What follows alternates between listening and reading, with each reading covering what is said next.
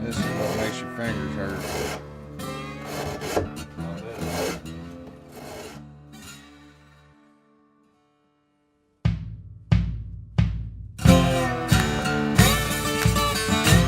Well, I already did other things as far as making game calls and things like that, and ended up getting a rod built for my brother for Christmas.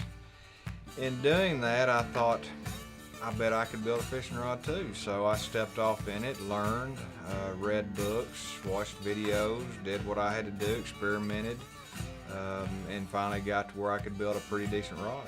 For a good quality rod, base price is around $100. About $100, you can have a very good quality, a great fishing, great casting, a fishing rod that will last a lifetime.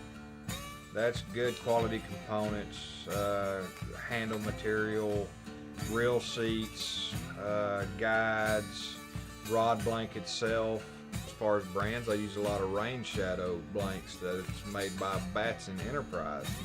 Lengths is a big difference too. Some people want a 6.5 foot rod, some people want a 7.5 foot rod. I prefer 7 foot rod. That's what I would use for everything, is a 7 foot rod. It doesn't matter if I'm fishing for brim or if I'm fishing for striper, I like a 7 foot rod. It fits me better.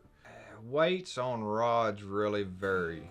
They can be anywhere from 2 to 4 pounds up to 100 pounds.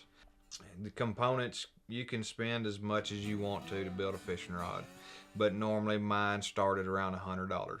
It starts at 100 and it would go up from there if you wanted a decorative wrap. I mean, it could go up $25 to $50 for decorative wraps. The first step is picking out the rod that suits that best. Each rod, power, weight, length, action, all is set for different bait weights, different styles of fishing, different people. You get with that individual to see how long they want their handle.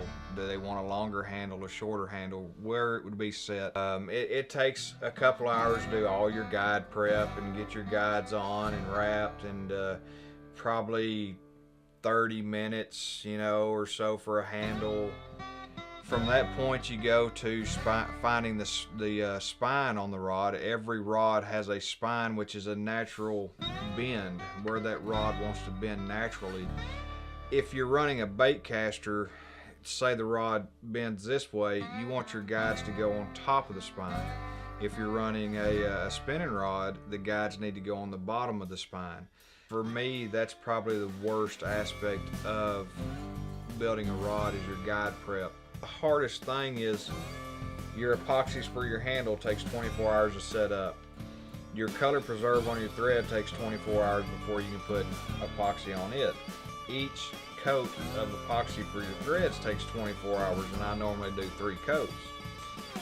It is a couple day process. If you just did time, you could probably in 7 or 8 hours complete a fishing rod if you wasn't waiting for epoxies to dry. So it is easily a 3 to 5 day process.